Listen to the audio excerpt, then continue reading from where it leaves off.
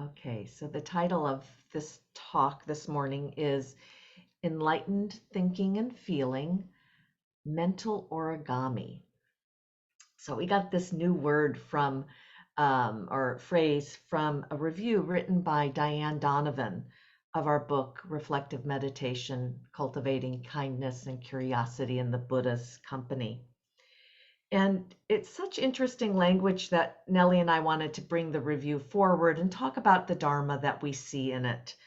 And also because it's part of our marketing, our grassroots marketing, to talk about the book and talk about reflective meditation in different ways so that we can invite different cultures and different people into the practice, really in line with our value of diversity.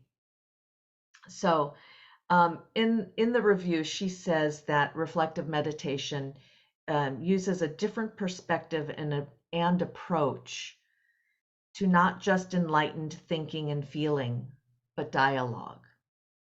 So this is where I'm going to go today, is about the dialogue, because this is a large feature of our practice, awareness and dialogue, dialogue with ourselves, with others. Much of our teaching is done in dialogue about the meditative experience, about what goes on for you in meditation. That's where we start. And this is where we can see conditionality in our direct experience from what happened in the meditation. As we talk about it to ourselves and to others, that's how we see and come to know the Dharma teachings. So this is another paragraph from the review.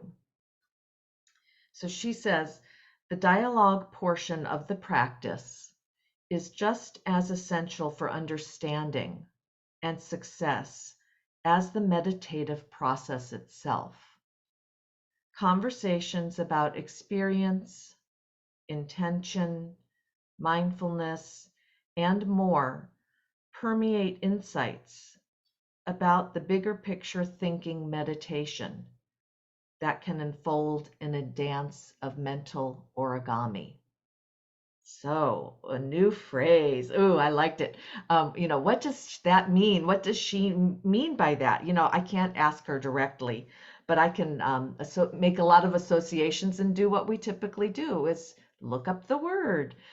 It's a Japanese word, origami, and it's about the art of folding.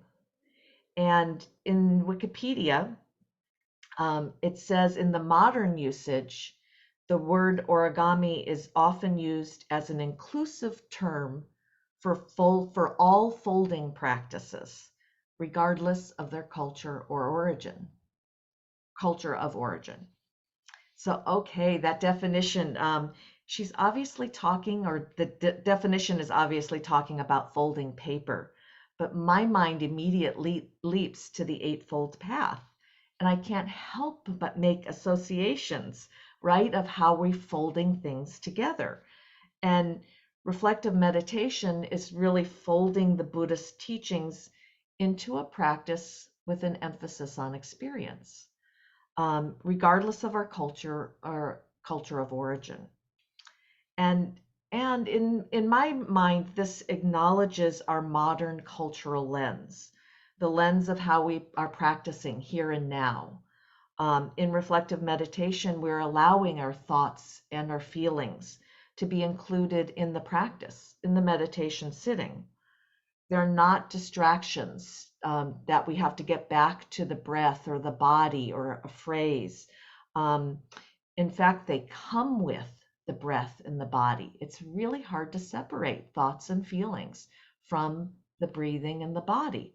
They just so intertwined. So we're not really looking to eliminate either.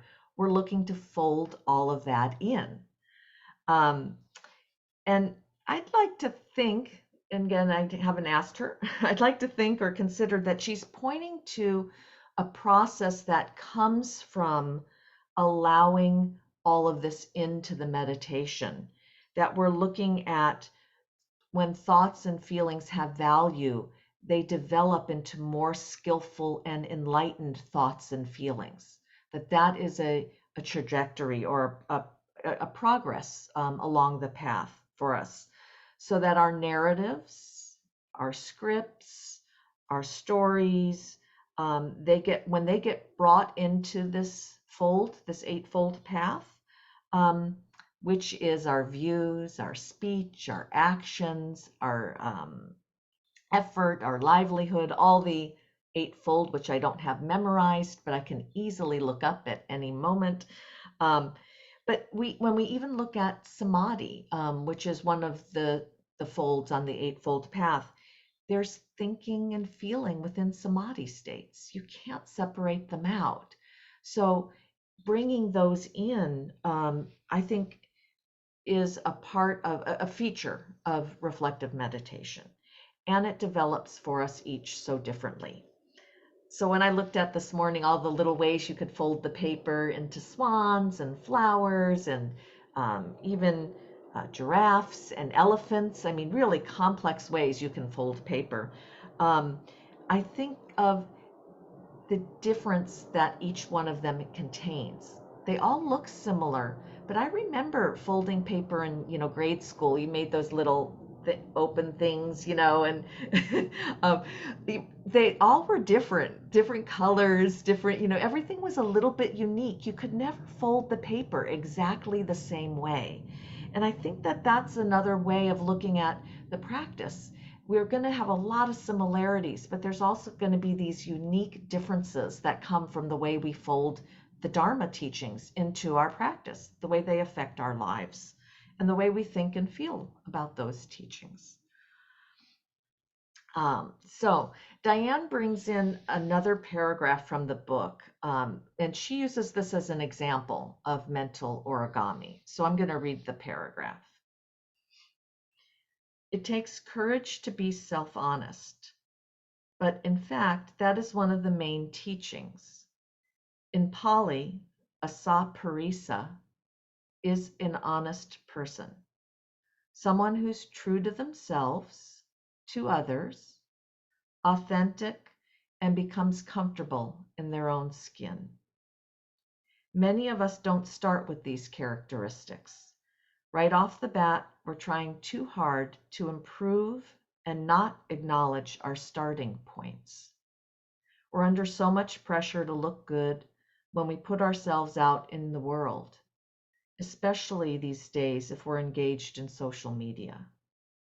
It's hard to be aware of and value our own self-honest experience in meditation when we're always trying to change it, or others are telling us to change it, or when conditions get in the way.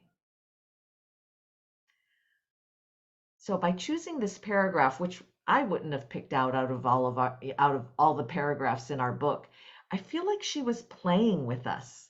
Like she really got what we were trying to do, and she brought it into then her own associations and really looking at this as mental origami, the way we were folding the teachings into the conversation, into what we were trying to tell the reader.